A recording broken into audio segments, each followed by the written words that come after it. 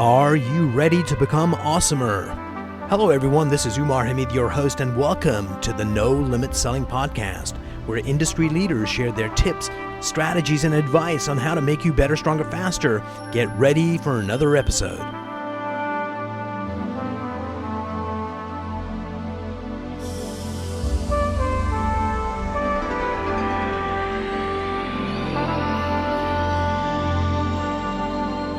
Today, I'm privileged to have Barry Andruschak. You've written a book, Setting Appointments Made Easy. Welcome to the program. Thank you, Umar. It's a pleasure to be with you. I'm a fan of your podcast already. So, Barry, the reason I mentioned the book is, if you want to make a grown man cry, in the sales process, there's getting appointments, there's doing the presentation, handling objections, closing the deal, getting referrals, going deeper into the account. The one that makes them cry is, don't make me cold call. You can have the greatest product or service in the world, but if you can't get an appointment, get anyone to listen to you, then it's almost pointless. Appointments are everything. So Barry, in 90 seconds, tell us who you are and what you do. I'm a national sales director with Primerica Financial Services, the largest independent financial services marketing agency in North America. I am not a salesperson by trade. I'm a pilot actually by trade, but I couldn't get a regular flying job in the early 80s, so I fell back on sales to try and make me some money to keep me paying my rent and eating between jobs. And I found out that I liked the Primerica business model and the way of making money there better than I liked flying airplanes. So I quit being a pilot and became the first independent sales representative for Primerica in Canada in 1986. Opened up the province of BC, and I have 31 offices across Canada. And I recruit and train people to be financial advisors, and then train the most ambitious ones to open up their own branch offices and monitor branch offices across the country. That is brilliant. I actually started flying, got my solo, and on another day, I'll tell you about the adventures in flying and what you should not do when you're up in the air. Love to hear it. It's great. So Barry, you're getting people in our society. There's three areas that people are really focused on. One is beliefs about money, and most people have negative beliefs around money. The second one is belief around sales, and most people have negative beliefs around sales. And the third one is love. We won't talk about that, but you're getting people to go into an industry where they need to talk about money and they need to be salespeople. So how do you find the right candidates, and how do you get them to kind of overcome their hesitations and actually go on this journey with you? Well, first of all, I always believe that a good salesperson, a good advisor, a good leader or coach has to believe 100% in what it is they're selling. Once you believe in it and you're excited about it and it's helped you, then you feel motivated to want to share it with your closest friends and family if it's something that truly helps you. And that's what helped me. I'm not a salesperson by trade. Like I say, I'm a pilot.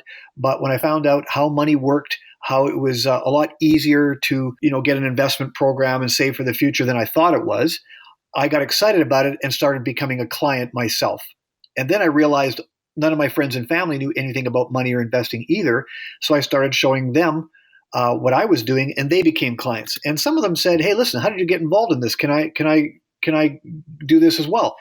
And we specialize in training people, part-time for careers in the business. So I said, sure, I could train you. So the first thing was it something that their friends and family needed? Yes. Was it a way that they could make money relatively easily without it costing their friends and family a lot of money? Yes. So then the question was, how do we get appointments to see those people? I believe that we essentially identify our market in 4 different ways. If you want me to go into that detail first, Umar, I can. Yeah, let's go down there and let's kind of break this down. This is going to be a very kind of training-centric podcast. Normally we do interviews to figure out careers, but I think this is such an important issue because there's a lot of people out there that could be making a real good living in sales that are literally starving because they can't get appointments. And that was one of my biggest fears. I'm an introvert by nature, and I found that most salespeople are extroverted. They like to be out talking to people and networking and making calls and seeing people. And I like to do a presentation, but I was nervous to talk to people about what it is. And so when I went to sales training seminars, it was often too loud or pushy for me. And so I wanted to find a way that I could call people, reduce the rejection that a lot of people get when they make a first phone call, overcome any quick areas of concerns, warm people up on the phone, and cause them to want to see me phone call. So I studied a lot about appointment setting, a lot about what prospecting was, and I felt the first thing was, what is prospecting? And most people to prospecting is going out and meeting people and getting names and trying to set appointments with them and getting people interested in your opportunity. But I found out that prospecting, the simple definition of it really is putting names on a list. And if you just start with a blank piece of paper and just say, who do I know, who do I think would benefit from my offering? And just start with close friends or family, starts with business associates, starts with classmates, they say we know, each one of us knows 450 people. And I don't know if that's true or not, but we do. And I always believe that if you really start thinking about, like, if you know somebody who's a friend of yours, and you might want to set an appointment with them, but it's not just who they are, it's who they know. And most people have at least the buying influence on 5 or 6 other people. So if I can make a friend with this person and he likes what I do, he'll refer me on to other people. So it's not just that person, it's the people they know. So all of a sudden my market continues to expand bigger than most people think it is. That's a start. Okay. But when we identify our market, there's essentially 4 types. There's the hot market, warm market, cool market, cold market. Most people think sales is done in the cold market. But what I learned is the cold market really is nothing more than people you have nothing in common with, strangers or people that you don't know or people that you've made mad and they don't want to talk to you. But a cool market prospect is somebody that you have something in common with. So if I can meet somebody and instantly have something in common with, like for instance, Umar, we just met essentially, but we have something in common. We're both Canadians. So we talk about those things. So all of a sudden, we've gone from cold, not knowing each other, to something in common with. And the more we talk about our mutual interest, our mutual association, we decide, hey, I like this person. This is a good person. I like them. So I was just going to add, so that was very intentional on my part to mention that we're both fellow Canadians, because when we were coming out of the caves, survival depended on the tribe. If you weren't in a tribe, you were dead.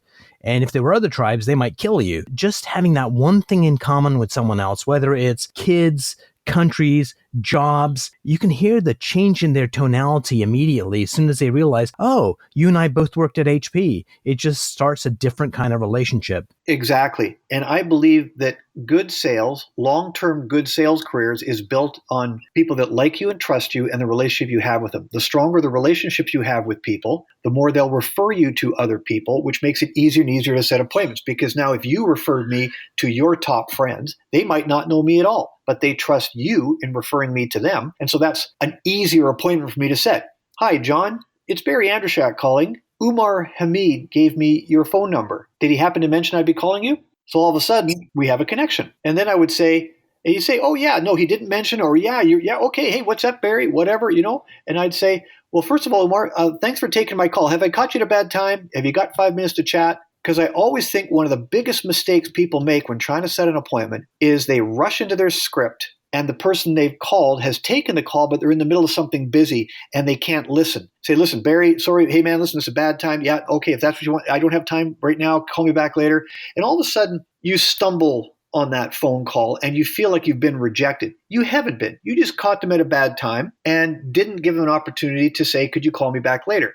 So what I started doing is, the first thing I do is ask if it's okay to talk. Is this a good time to talk? Do you have 5 minutes? Have I caught you at a bad time? And you'll say, if you say, yes, you've caught me at a bad time, I say, no problem, Umar. Should I call you back in an hour or would tomorrow be better? And you'll say, hey, call me back in an hour or tomorrow, same time is fine. So now I put you down on my follow-up list. And the next time I call you, you're ready. You're waiting for my call because you gave me permission to call you back. So I think if a person, when they make their phone call, knows exactly what to say if somebody says, no, this is a bad time, they don't get rejected as often and they're more apt to make more phone calls. So that's the first step. Makes sense. Then when I call you back, I'd say if you, and what I like about that too, Umar, is when you're talking to people about getting into sales for the first time, the biggest fear they have in the world is somebody saying no to them. But the interesting thing is, have I caught you at a bad time? And you say no, that's not a rejection. And all of a sudden I say, great, well, listen. And then I think it's important that people have a very short time on the phone. So I'd say, Umar, a friend of mine, and I could say whatever I want to say, but I say, I represent a company called such and such. We save people money in this area. And my friend John thought you might be interested in seeing the same thing. But are you locked into doing what you're doing right now financially or career-wise? Or are you open to taking a look at other things? Or are you open to suggestions? Are you locked in or are you open? And now you have a choice. Right. So sometimes it's really interesting when you get someone that's making those kinds of calls and you record it and then you say, okay, well, who's your best friend? It's, like Jane Smith. It's like, okay, just go check in with Jane, give her a call and just make sure she's okay. And then you play the recording back. They can hear the difference in tonality, comfortableness. Like as you're describing the call, to me, it sounds like you and I are best friends. And this is just a very matter of fact conversation. And I think that attitude, that mindset when you make those calls is critical to your level of success and acceptance by the person you're calling. I agree, because especially in today's busy world, we only have a few seconds to make a positive impression. And we can either turn our people off on the phone or we could turn them on. And the tonality and what you say is very important to get that person to warm up to you quickly on the phone. I mean, we've all been approached by cold calling people. We've all had, the cold call, and you can just imagine you don't like a cold call typically. And so a person calls you up and say, Right. hi, I'm looking for Barry Andruschak. Right away, you don't know them. Hi, this is so-and-so with this company. And all of a sudden, it's going to go into a sales pitch and you're annoyed because you're busy. But if you change the language and to know, rather than say, is this so-and-so, I say, hi, Umar. Right away, your first name is your favorite word in the English language. You realize, well, this person might know me. And I do, only by referral. And then I say, I don't use the word this is Barry Andruschak. I think this is sounds too formal. Use the word it. There's something subtle about the word it's that makes people think they should know you. So again, you're warming up that phone call 1 second at a time, and you'll get better results by warming the person up. Brilliant. So go on, Barry. If we go back to the basic appointment setting, because for those people that are listening to this call, in the book I wrote, by the way, I didn't write this book to make me money. I give when people buy it on Audible or Amazon, prospecting and setting appointments made easy, I give all the money to charity. I didn't do it. I designed it for introverts to learn how to set appointments on phones so they can get better at sales. In that book, there's every single point in there about what exactly to say on the phone at what time. And I would go like this. So if, let's say I was calling Umar, I'd say, hey, Umar, it's Barry Andruschak calling. I represent a company called XYZ. We specialize in whatever it is you do that's a benefit to the client. Like I say, if you're in financial services, we specialize in helping families get out of debt, reduce taxes, and save money for their kids' college education or their retirement. But are you locked into what you're doing right now financially with your family at the moment, Umar, or are you open to suggestions? And that's an interesting choice of words, because that locked in is not a typical part of our daily conversation. So I think it almost gets someone to kind of go, am I locked in? So I like that phraseology. And it kind of triggers the reptile brain, because the reptile brain wants to be free and do what you want to do. And that really gets person into action mode. Yeah. And what I found out about that, and of course, I've borrowed this from years of listening to great mentors and salespeople over the years, but people don't like to think they're locked into anything. So that subtle line just makes you want to say, well, no, I'm not locked in. Not at all. And kind of going backtracking. A, that's brilliant. And two, back to the phraseology. Who's going to say, no, I'm not open to suggestions? Something, no, I'm perfectly happy with my advisor. Then you just did a pivot, complimenting them on, your buddy said, a lot of people, would you be comfortable grabbing a cup of coffee and seeing how it connects, is also something that's non-threatening. People want to help people, and you're just giving them an opportunity to help you. Exactly. Yeah, I'm glad you phrase it like that. There's something in there in our reptilian brain that says, wait a sec here. No, I'm not locked in. And it's being polite, because I'm not like saying that you're being, you're not doing it the right way. I'm saying, but are you? Let's say he is. Let's say you say, well, I've got a really good financial advisor, Barry. I'm really happy doing what I'm doing, but I'm not locked in. I'm open to suggestions, always open to a suggestion. I say, great, Umar. So he probably would have said, no, I've already got an advisor, but he doesn't want to feel locked in. I says, are you open to suggestions? Are you open to, and if he says, no, I'm not open, fine. That's okay. Well, thank you, Umar. My friend John thought you might be totally happy with what you're currently doing, but I was wondering, he said you also knew a lot of people. Do you mind if I took you out for a cup of coffee, 15, 20 minutes, showed you what it is that I'm doing, the kind of people I'm looking for? Maybe you could point me in the right direction. Would you mind doing that for me, Umar? So when you share this with new people coming into Primerica, what's their reaction, and how long does it take them to get comfortable around this process? And what kind of confidence boosting techniques do you need to use to get someone to step out into the world and kind of operate like this? Oh, that's right. Well, first of all, what I've learned is that you want to make $1 million a year as an actor or an actress, you have to learn your lines. And I think if you want to make $1 million a year in sales or any kind of money, you got to learn your lines. And there are certain lines that work and get better results than others. And if you practice those, you should get results. So what I believe in is training motivated people, not trying to find people and motivate them, but finding someone who's motivated to make money, motivated to be a success, and give them the tools to get them results. And if they get results, that continues to motivate them. And so if I can, let's say if you were wanting to get involved in the business, and I would say, okay, find out what it is you want to do and who you wanted to talk to, I'd help you with your list. And I'd say, okay, if you were to call that person, Umar, what would you say? And you would tell me, and I'd say, okay, well, if you change it, make sure if they had a natural phone call presence, I wouldn't try and change that too much, but I would alter it by saying, okay, well, make sure you ask if you've caught them at a bad time. Use the word, are you locked in or are you open? Open to suggestions, give them choices, because people don't like to make decisions. People don't like to make decisions in commitments, especially if they're not sure what they're saying yes or no to. If it offers them the choices, are you locked in or are you open? And then you say, well, I'm always open. And I find that by giving people little phraseology that makes the phone call friendlier, they get less rejection. If they get less rejection, they're more motivated to make the calls because they might not get a yes. You might say, well, Barry, yeah, I'd like to talk to you, but I'm really busy right now. Call me back in a month. No problem. Sure. He didn't say no. Now he's a follow-up. But there's one thing I want to add there that I think makes the difference between what I find is difficult what I find that trips salespeople up is they get a phone call, the person's interested in talking to them, and then they try and set a time, and they fumble around a little bit. So I think it's important to prepare to make the call is as important as actually making the call itself. So I'm not sure if 100% if I'm answering your question, but I just want to add one thing to the end of it that helps get results, and that is, let's say I say, oh, are you? I do this and this and this for families, but are you locked into what you're doing right now, job wise, career wise, financially, or are you open to taking a look? And Umar says, hey, I'm always open. And I said, great. The first word I use as soon as someone gives me any kind of positive feedback, I use the greatest transition word in the English language. All great salespeople know it, but sometimes we use it so unconsciously we forget how important it is. And it's one word long and it's 2 letters long. It's the word if.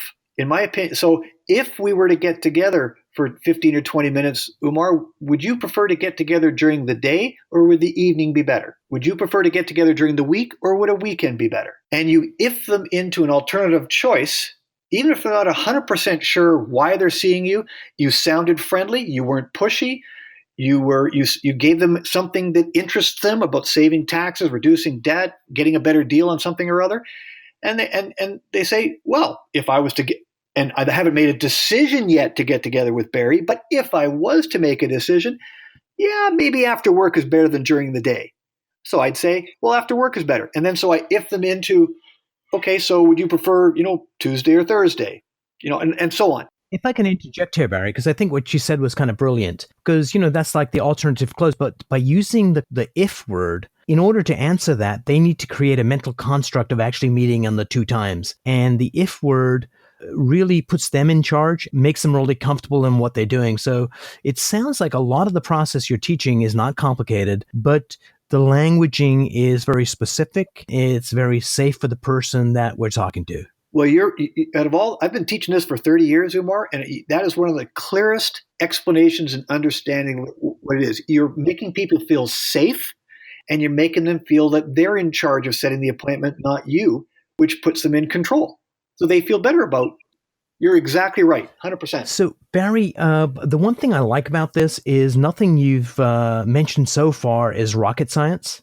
I think a lot of times salespeople and sales managers and organizations try and justify their existence by trying to be more sophisticated than they need to be. If you keep it simple and elegant, you can move quickly and get a lot more yeses than you would otherwise. Exactly, because in sales, we all know it's not just the one appointment you set, it's the rhythm and multiple appointments you set in qualified markets in your area of expertise. There's a certain ratio to how many appointments you do, or how many, there's a certain ratio in everybody's world to how many contacts they make to how many appointments they get. And everybody's different, but in a typical warm market, positive environment, you should get one yes out of every 5 contacts. That's been my experience. And that's not in everybody's industry. Sometimes it might take you 30 calls to get a yes, depending what kind of world you're in. But in my world, if you're dealing with warm markets, you should get 1 appointment for every 5. In other words, 2 out of 10. And you might get better than that. But here's the interesting thing. People think that the other 4 that said no, they don't. Very few people I find, especially in Canada, Umar, where we have a tendency to be, we have this polite image of Canadians. Canadians don't like to say no, or don't like to turn people off. They'll put you off, but they won't say no.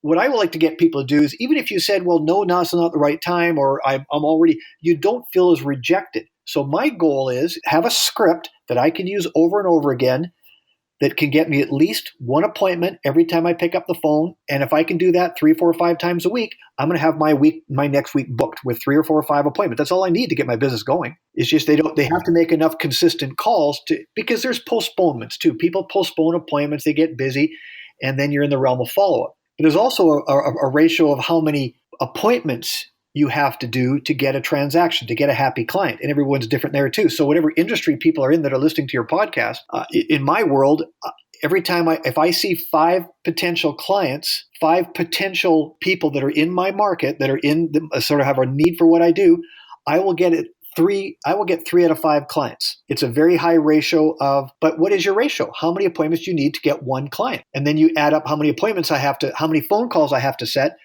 those appointments. And now you have a game plan to be successful. And the one thing I like about your system, Barry, A, the simplicity of it, B, it's very process oriented in regards to if someone's not getting the results that they need, that you can help them deconstruct where they're going wrong very quickly and coach them on what they need to do, as opposed to having something that's overly complicated. You're not sure which part of the system isn't working. Yes, especially when you're trying to build a sales team. It's critical for the manager, the leader, to teach his people something that's effective and then be able to monitor what it is that let's say you and I were talking and you're on the sales team and you're trying to get your clients going, you're trying to get your leads.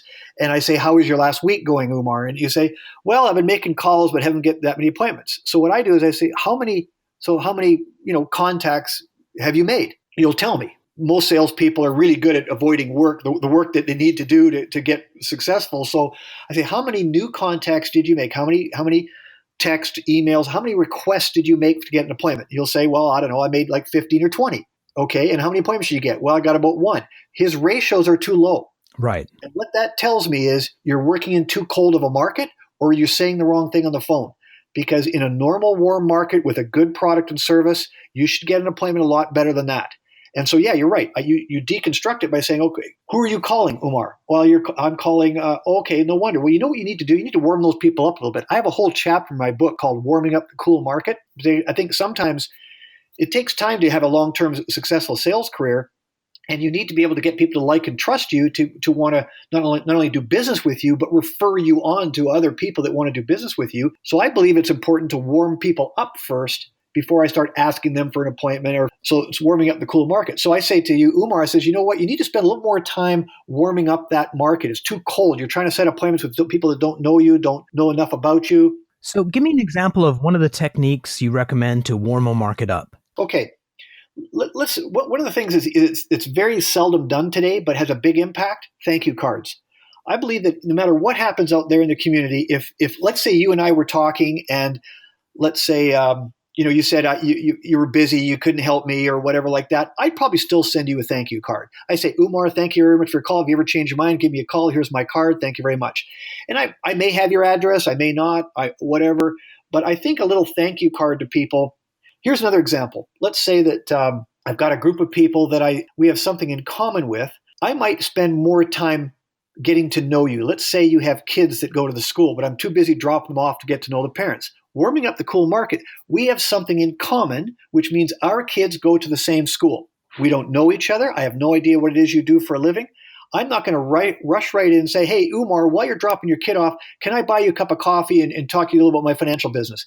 And you're going to go like, wait a sec, who are you? And yeah, okay, no. But if I said to you this way, let's say we were dropping our kids off, we're both busy, and I'd say, man, busy day, huh? I want to get to know you first before I start asking you for an appointment. I know I'll see you every day at school, so I don't need to rush right out.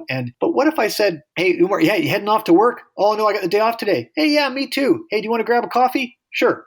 So now I'm taking somebody that I have something in common with. Our kids go to school, and I want to actually not just develop you into a client or a potential associate. I want to turn you into a friend first.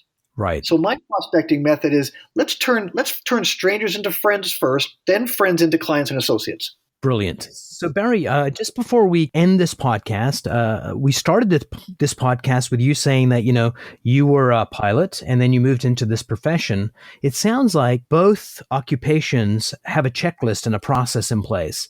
So what are the similarities, do you think? Yeah, I learned a lot about running a good business by the checklists that are in the aviation world. You get into an airplane, there's a checklist. You land, there's a checklist. There's a communication checklist, everything, because there's potential danger. If you don't forget to turn your fuel valve in the proper way and you run out of gas, you got a real problem if you're in an airplane, because you can't sort of pull over the side of the road and stop and get fuel. So checklists are critical. And I think that having checklists in your business is important too. And I believe the first checklist everybody needs is decide the people you're going to phone call. If you're in sales and you make your contact list the night before, make sure that you know exactly who you're going to try and call the day before. It's a checklist. So I'm going to call 5 people. I'm going to call them between 9 and 10. I'm going to decide how I'm going to contact them. But I got to that's my number one thing, or 10 calls or whatever it takes. Yes, my business is run on checklists, because when you've checked all the boxes, people are in the right market, you're making the right calls, you're saying the right things, you can't help but be successful. So Barry, thanks so much for spending time with me today. There's a lot more to learn here. So how can people get a hold of you? How can they find your book? And I just want to commend you on taking the revenue from the book and supporting a charity. Well, thank you, Umar. First of all, yeah, they can go on Amazon and Google my name, Barry Andruschak, Andruschak, or they can Google the name of the book, Prospecting and Setting Appointments Made Easy. It's available on Audible. It's available on, it depends on how you like to read or how you like to do things, but you can get it on Audible. It's about $6, I think, like that. But anyway, yeah, I donate all the money to Kidsport, which I think is a great charity in Canada. And I donate, if you're buying in the U.S., I donate the money to Operation Duffel Bag in the U.S., which is a different charity there. And yeah, that's how they can get it. And everything I've talked about is contained in that book. And it takes about 2 hours to read the whole thing, about 10 minutes a chapter.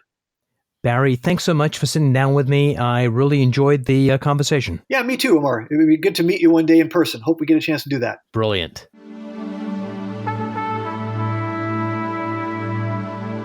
If you enjoyed this episode, please go to iTunes and leave a 5-star rating. And if you're looking for more tools, go to my website at nolimitselling.com. I've got a free mind training course there that's going to teach you some insights from the world of neuro-linguistic programming, and that is the fastest way to get better results.